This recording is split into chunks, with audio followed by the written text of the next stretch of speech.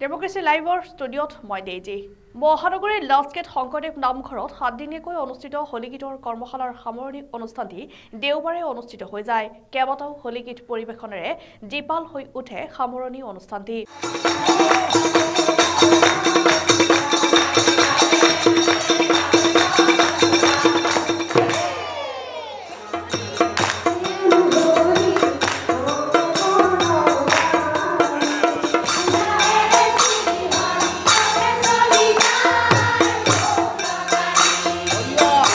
বৃহত্তৰ গুৱাহাটী দৌল উৎসৱ উদযাপন সমিতিৰ উদ্যোগত মহানগৰীৰ লাষ্টগেট শংকৰদেৱ নামঘৰত হলিগীতৰ কৰ্মশালাৰ সামৰণি অনুষ্ঠানটি দেওবাৰে অনুষ্ঠিত হৈ যায়। সামৰণি অনুষ্ঠানত কৰ্মশালাত অংশগ্ৰহণকাৰীসকলে কেইবাটাও হলিগীত পৰিৱেশন কৰে।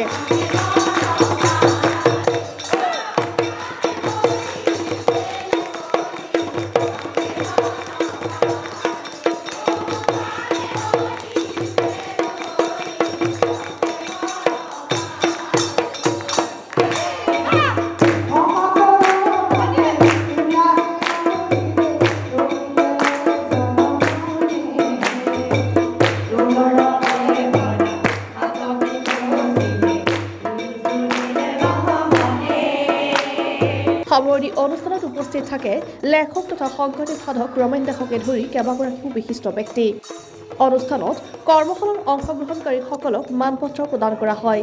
উল্লেখ্য যে হলিগীতৰ বিশিষ্ট শিল্পী ৰমেন দাসৰ তত্বাৱধানত যোৱা 2 মাৰ্চৰ পৰা 8 মাৰ্চলৈ কৰ্মশালাখনি অনুষ্ঠিত হৈছিল। হলিগীতৰ শিল্পী ৰমেন দাসে ছাত্ৰ অৱস্থাৰ পৰাই নিজৰ সন্তানক হলিগীত শিকাৰ বাবে আগবঢ়াই দিবলৈ আহ্বান জনায়। এইবাৰৰ কৰ্মশালাত নতুন প্ৰজন্মৰ অংশগ্ৰহণ উৎসাহজনক আছিল বুলিও তেওঁ মন্তব্য কৰে। Bureau report, democracy live.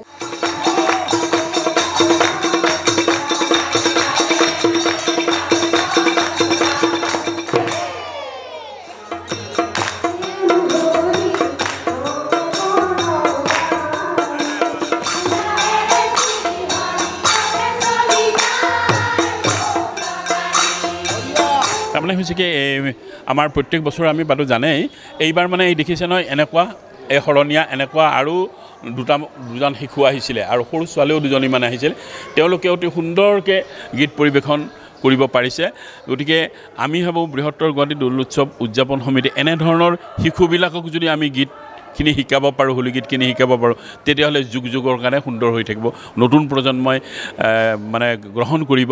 আৰু গতিকে আমি অহা বছৰৰ এই ধৰণে পৰিকল্পনা এটা কৰিম। বিশেষকৈ আমাৰ আইসকলক লাগিব, মহিলাসকলক লাগিব, কিন্তু সৰুবিলাকক, সৰু ল'ৰা ছোৱালীখিনিক যাতে আমি শিকাব পাৰোঁ আৰু অভিভাৱকসকলেও এই যে নিজৰ কনিষ্ঠসকলক লৈ আহে, তেতিয়াহ'লে মানে হলিগীতৰ প্ৰচাৰ প্ৰসাৰটো আৰু তেওঁলোকৰ এতিয়া শিকি থাকিলে তেওঁলোকৰ কণ্ঠবিলাক সুন্দৰ হয়। গতিকে সেইবাবে তেওঁলোকে শুদ্ধভাৱে আয়ত্ব কৰিবৰ কাৰণে সুবিধা পায়। গতিকে মই এটা ভাবিছোঁ, আশা কৰিছোঁ যে অভিভাৱকসকলক আজিৰ ইয়াত অংশগ্ৰহণ কৰা সকলো প্ৰশিক্ষাৰ্থীকে অনুৰোধ কৰিছোঁ, তেওঁলোকে যাতে আমাৰ পৰৱৰ্তী বছৰৰ পৰা যি আমাৰ হলিগীতৰ কৰ্মশালা হ'ব, তাত তেওঁলোক অহাৰ লগতে নিজৰ ল'ৰা ছোৱালীখিনিকো লৈ আহে। গতিকে সেইটো আমাৰ বিনম্ৰ গুহাৰি। সঁচাই মানে ভাবিব নোৱাৰি কেনেকুৱা লাগিছে, মানে কি বুলিনো ক'ম। কাৰণ প্ৰথম আহি নামঘৰটো সোমাই বহুত আনন্দ লাগিছে। তাৰপাছতে ৰমেন দাক পালোঁ। ৰমেন দা ইমান ধুনীয়াকৈ সুচাৰুৰূপে আমাক শিকাই দিলে আৰু প্ৰত্যেকটোকে এটা কলি হ'লেও মানে গাবলৈ দিছে। সেইটোত আমি মানে বহুত সন্তুষ্ট হৈছোঁ। ৰমেন দাই গোটেই গুৱাহাটীত আচলতে হোলী উলিয়াই আনিছে, তো তেওঁৰ এই প্ৰয়াসক কি ক'ব? নাই, তেখেতকতো মই প্ৰথমতে শলাগ ল'ব লাগিব।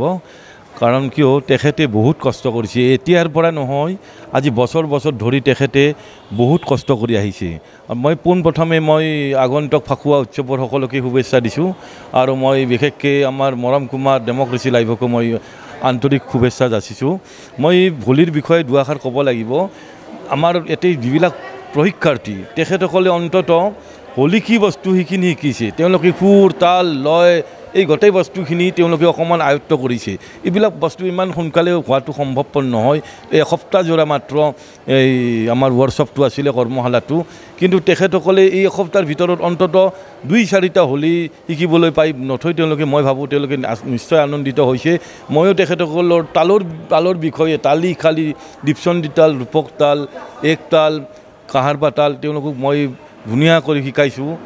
তাত আকৌ ভৱিষ্যতে মই ইয়াত কৰি আকৌ আমাৰ নতুন পৰীক্ষাৰ্থী যাতে আহে মই তাৰে কামনা কৰিছোঁ আৰু শেষলৈ মই আমাৰ ফাগুন উৎসৱৰ সকলোকে মই আমাৰ নামঘৰত 14-15 তাৰিখে ইয়াত আহিবলৈ যোগদান কৰিবলৈ বিনম্ৰভাৱে অনুৰোধ জনাইছোঁ। ধন্যবাদ।